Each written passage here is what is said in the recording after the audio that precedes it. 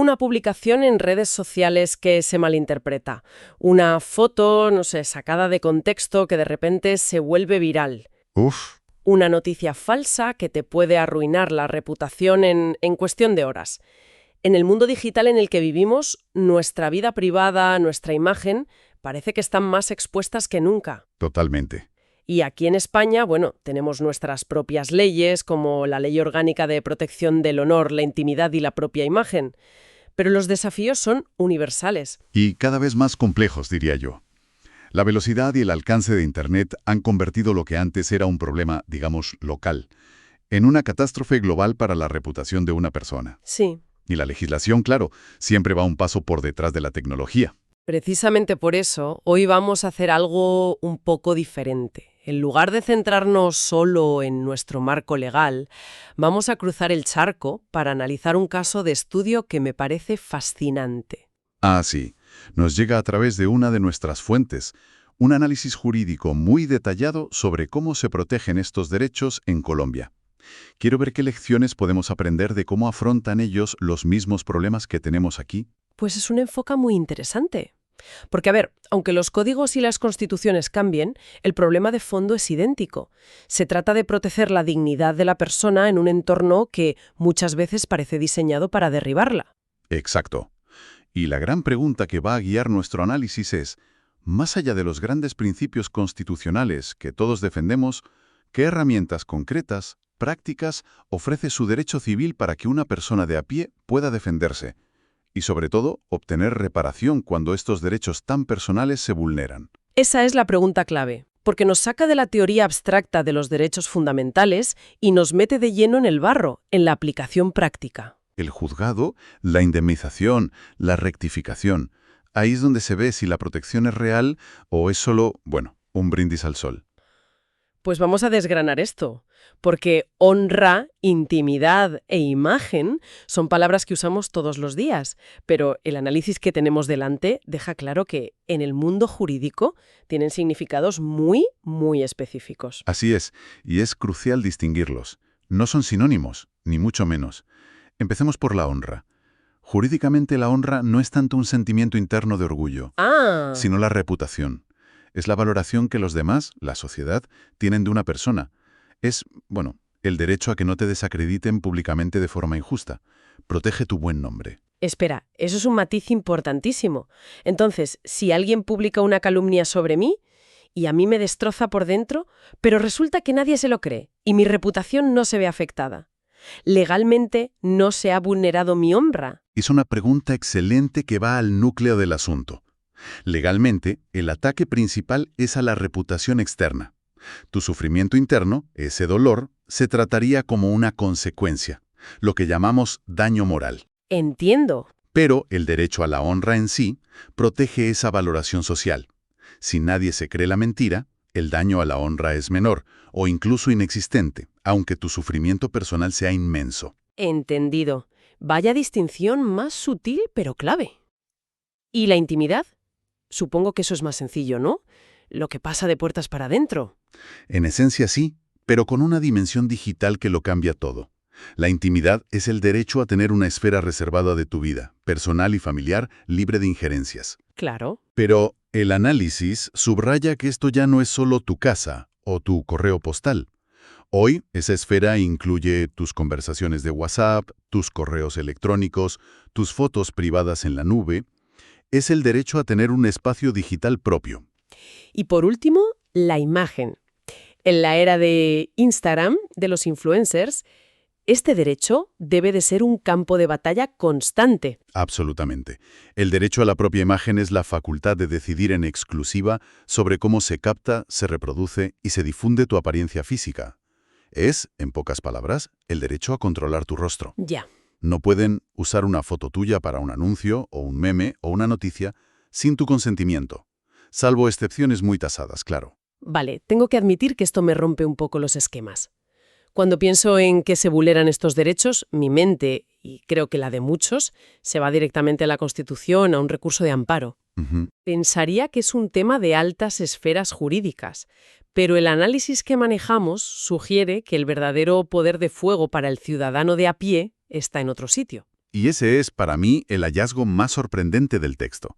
El sistema colombiano, y en esto se parece a muchos otros, incluido el nuestro, tiene una doble capa de protección. A ver, La primera capa, por supuesto, es la Constitución. El texto menciona varios artículos que son como grandes escudos. Uno para tu vida privada, otro para tu reputación, otro para tu identidad. Pero la Constitución también le da una espada a todo el mundo, la libertad de expresión. Y ahí, claro, empieza el duelo. Ese es el conflicto eterno. Los escudos de la honra y la intimidad contra la espada de la libertad de expresión. Y los jueces son los árbitros. Pero aquí viene lo interesante que destaca el análisis, la segunda capa de protección, la más práctica. sí. No es una ley moderna sobre Internet, sino el viejo Código Civil, una ley del siglo XIX. A ver, espera. ¿Me estás diciendo que una ley pensada para regular la compra de fincas y los contratos de carruajes es la herramienta más potente para luchar contra un ataque en redes sociales? Suena contraintuitiva. Parece mentira, ¿verdad? Pero su poder reside en un concepto muy simple y muy robusto, la responsabilidad civil. El Código Civil se basa en un principio elemental. El que causa un daño a otro está obligado a repararlo. Tan simple como eso. No entra a definir honra o intimidad. Simplemente dice que si la vulneración de esos derechos te ha causado un daño, ya sea económico o emocional, tienes derecho a una indemnización. La Constitución te dice, tienes este derecho. Pero el Código Civil te da el martillo para decir, y como me lo has roto, ahora me lo pagas. Es una idea potentísima. No es solo una declaración, son consecuencias tangibles. Y el análisis menciona que los tribunales han jugado un papel clave en conectar estos dos mundos, el constitucional y el civil. Fundamental. El texto habla de una especie de danza entre dos altas cortes. Por un lado, la Corte Constitucional, que ha sido la gran arquitecta conceptual. Ha definido el alcance de estos derechos y ha aclarado que la agresión puede venir de cualquiera, no solo del Estado. Un momento, ¿me dices que hay dos cortes trabajando en esto? ¿No genera eso un caos? ¿Qué pasa si la Corte Constitucional dice una cosa y la Corte Suprema en un caso de indemnización interpreta algo distinto? ¿A quién se le hace caso? Esa es la pregunta del millón, y la razón por la que el sistema es tan dinámico. No es que se contradigan, es que tienen funciones diferentes. La Corte Constitucional, digamos, escribe el Manual de Instrucciones del Derecho. Vale. Define qué es y hasta dónde llega. La otra corte, la Sala Civil de la Corte Suprema, es la que está en el taller, la que aplica ese manual a casos concretos y, sobre todo, la que maneja la caja registradora. Es la que ha tenido que inventarse cómo medir lo invisible. ¿Cómo que medir lo invisible? El análisis lo explica muy bien. Esta corte ha desarrollado categorías de daño muy sofisticadas, por ejemplo, el daño moral, que es el sufrimiento, la angustia que sientes. Ujú. Pero lo más fascinante es otra categoría que mencionan, el daño a la vida de relación. No es solo sentirte mal, es poder demostrar con hechos que, a raíz de una difamación, tus amigos han dejado de llamarte, te han excluido del grupo del colegio, Ostras. o que tus compañeros de trabajo ya no comen contigo. Un tribunal puede llegar a cuantificar ese aislamiento social en una suma de dinero concreta, y eso sienta un precedente potentísimo. Eso es increíble. Están poniendo un precio al ostracismo social. Y supongo que todo esto culmina en una idea central sobre la libertad de expresión. Exacto. La gran conclusión de los tribunales, que el análisis reitera, es que la libertad de expresión no es un cheque en blanco, no es un derecho absoluto para destruir la reputación de otros. Su límite es, precisamente, la honra, la intimidad y la imagen de los demás. Muy bien. Todo este andamiaje jurídico suena impresionante. Pero bajémoslo a la calle.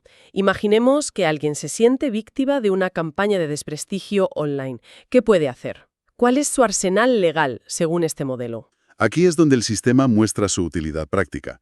La persona afectada tiene un abanico de acciones, no solo una.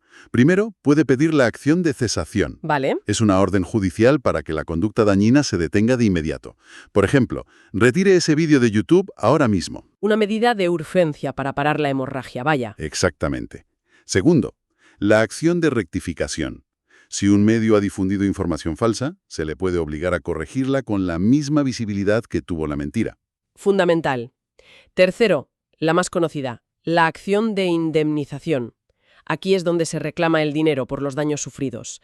El daño moral, el daño a la reputación, todo eso. Y el análisis mencionaba una cuarta herramienta que me parece muy poderosa, simbólicamente. La retractación pública. Obligar al infractor a pedir disculpas públicamente. A veces, una disculpa sincera en el mismo medio donde se produjo la ofensa repara la dignidad de la víctima mucho más que cualquier cheque. Es reconocer el error. Es un arsenal bastante completo, pero me imagino que no es tan simple. El juez tiene que tomar una decisión. Y me sigue pareciendo un terreno muy subjetivo. No depende todo de la sensibilidad del juez de turno. Es menos arbitrario de lo que parece. Los jueces no deciden según su estado de ánimo, sino aplicando un test de ponderación. Es un ejercicio de equilibrio muy metódico. Se preguntan, por ejemplo, ¿la información publicada era de interés público o era puro cotilleo? Claro, no es lo mismo. No es lo mismo informar sobre corrupción que sobre la vida privada de un ciudadano anónimo. Quien opina es un periodista informando o un particular insultando. La libertad de información tiene una protección más fuerte, pero también más deberes. Se analiza caso por caso, sí, pero con unas reglas del juego claras. Vale. El sistema en papel parece una máquina bien engrasada. Defines el derecho, ofreces herramientas y los jueces equilibran. Pero todo esto se diseñó en un mundo pre-TikTok. ¿Cómo se enfrenta esta maquinaria legal a la velocidad de un deepfake o de una campaña de acoso en X? ¿No se queda obsoleta en minutos? Esa es la pregunta clave hoy en día, y el análisis es muy honesto sobre los enormes desafíos. El primero es la escala. Un rumor que antes moría en una conversación de bar, hoy da la vuelta al mundo en una hora. El daño potencial es infinitamente mayor. Y más difícil de probar, supongo. Ahí está el segundo reto. La prueba del daño. ¿Cómo demuestras de forma tangible ante un juez el sufrimiento que te ha causado una ola de odio en Twitter? No es como una factura médica, es un daño intangible, y probarlo es muy complejo. Claro. Y si logras probarlo, llega el tercer problema, la cuantificación. ¿Cuánto vale una reputación arruinada? ¿Cómo se le pone precio en euros a la ansiedad o al aislamiento? Es una de las tareas más complicadas para un juez. Con este panorama, ir a juicio suena a un camino larguísimo, costoso y de resultado incierto. Lo es. Y por eso el análisis pone un gran énfasis en una alternativa, los mecanismos alternativos de solución de conflictos, o MASC. La idea es que no todo tiene por qué acabar en una batalla judicial épica. Entiendo. Sería algo así como buscar un mediador de paz en lugar de declarar la guerra total en los tribunales. Es la analogía perfecta. En lugar de gastar años y una fortuna en abogados, las partes se sientan con un tercero neutral, un mediador o un conciliador. Y ahí negocian. Y en esa mesa se pueden acordar soluciones mucho más rápidas y creativas. Soluciones como borras el tweet en 24 horas, publicas una disculpa en tu Instagram o acordamos una pequeña compensación y cerramos el tema. Son herramientas más ágiles y, a menudo, emocionalmente más sanadoras que una sentencia fría que llega 3 años después. Después de este recorrido, la gran idea que me llevo de este análisis del modelo colombiano es la sorprendente relevancia del derecho civil. No es una reliquia, sino un instrumento de defensa muy real y muy potente para el ciudadano digital. Totalmente. La conclusión del análisis es que esta no es una cuestión de filosofía jurídica, sino de gestión de riesgos muy concreta. Cualquier profesional que trabaje con la imagen o la información de otros. Periodistas, publicistas. Responsables de recursos humanos, gestores de redes sociales, deben dominar estos conceptos. Ignorarlos no es solo una falta de ética, es un riesgo jurídico y reputacional gigantesco para ellos y sus empresas. Claro, un publicista que usa una foto sin permiso o un medio que no contrasta una información se expone a consecuencias muy serias y sobre todo muy costosas. Exacto. Por eso la conclusión del texto es tan rotunda. En un mundo donde todos somos ciudadanos digitales, con el poder de publicar y difundir, la correcta aplicación de estos derechos es la prueba de fuego para la legitimidad del sistema. Es lo que demuestra si la ley protege de verdad al individuo. Nos deja con una última reflexión, un pensamiento que mira hacia el futuro y que, francamente, da un poco de vértigo. Sí, una que nos obliga a pensar si las herramientas que hemos discutido serán suficientes para lo que viene. A medida que la tecnología de IA generativa evoluciona, permitiendo crear imágenes y voces falsas increíblemente realistas, los deepfakes. Y surge una pregunta inquietante. ¿Siguen siendo adecuados nuestros mecanismos legales basados en reparar el daño una vez que ya se ha producido? ¿O el futuro de la protección de la imagen y la honra requerirá un nuevo paradigma centrado exclusivamente en la prevención y la autenticación antes de que el daño, que puede ser viral e irreparable, siquiera ocurra?